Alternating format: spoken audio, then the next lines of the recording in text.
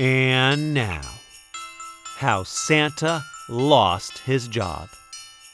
Written by Stephen Krensky. Illustrated by SD Schindler. Every year before his big ride, Santa checked the weather, reviewed some maps, trimmed his beard, polished his boots, fed the reindeer, and packed the sleigh. He moved as fast as he could, but even so, there was always a last-minute rush. Some of the elves grumbled about this. "Why can't Santa plan better? How come he's so slow?" One year, an elf named Muckle said even more. "Santa is too set in his ways," he declared. "He wastes time and energy." Maybe so, his friends agreed. But what could they do? After all, Santa was only human. That gave Muckle an idea. For months, he worked on a secret project, and almost every day the mail carrier, Clara, dropped off packages at his door. "What are you up to?" she asked. But Muckle wouldn't say. He kept his workshop locked and didn't let anyone in.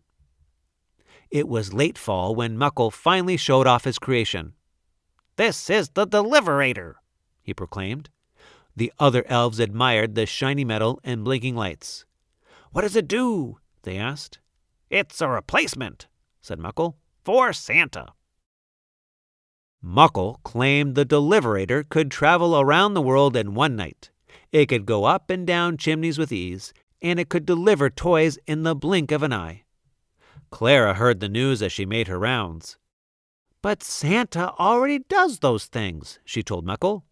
"Maybe so," he said, "but the Deliverator will do them sooner, faster, and better." The other elves were impressed. However, they still needed proof. "Fine," said Muckle. "Let's test Santa against the Deliverator. The winner will deliver our toys from now on." When Santa heard the news, he shook his head. "There's more to my job than meets the eye," he said. "But since you make the toys, the decision is yours." In the first contest, the elves timed how long it took Santa and the Deliverator to get ready to leave. Santa always started off with a bubble bath. Then he carefully got dressed. One of his boots usually gave him a little trouble. The Deliverator didn't take baths or wear boots, so it was ready first. Next, Clara brought in 2 big stacks of mail. She put one in front of Santa and the other in front of the Deliverator. A pile of toys sat between them. "You have 1 hour," Muckle explained to Santa. "Whoever matches the most children with a gift wins." The Deliverator whirred and hummed, scanning each request with lightning speed and pairing it with a toy. Santa read more slowly. "Oh, I don't think he'd really like this," he murmured. "And she didn't play with the one she got last year." Before long, he was hopelessly behind. The third contest started out on 2 adjoining rooftops.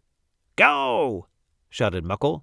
Santa and the Deliverator each raced down a chimney. They both reached the bottom in a second and put toys under the tree. But only Santa noticed the milk and cookies. "Chocolate chip," he said, "my favorite." The Deliverator didn't care about cookies.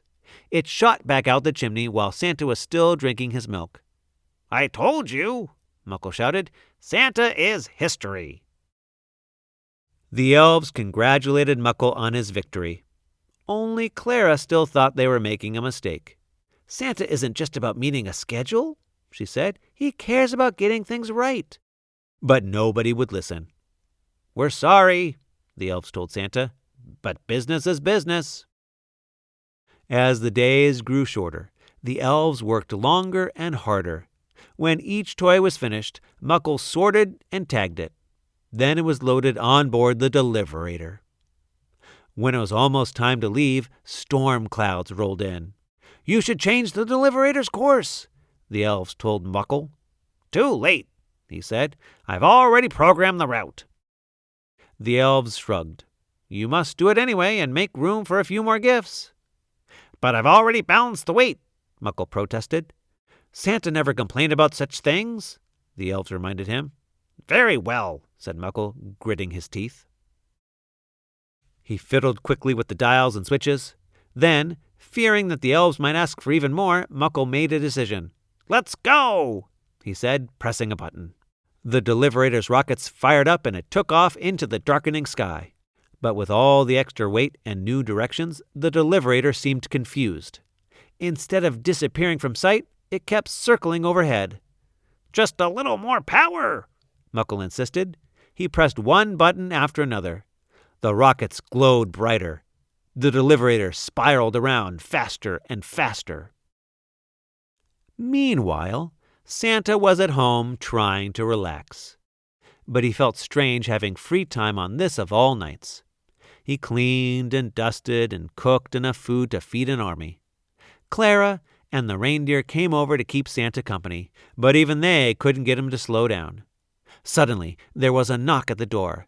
The elves were outside. We need you, Santa, they said. We need you now. When Santa arrived, the situation was all too clear. The elves looked very uncomfortable. Santa, will you take your job back? They asked. Please? Of course, Santa said, and left it at that. Everyone, even Muckle, helped load the sleigh and hitch up the reindeer. It was their most hectic year yet. After that, nobody talked of replacing Santa again. Each year there were new delays or mix-ups. But the elves didn't mind. They realized now that this was all perfectly normal. Still, not everything stayed the same. Santa had learned a lot from the whole experience. And as happy as he had been before, he was even happier in the years to come.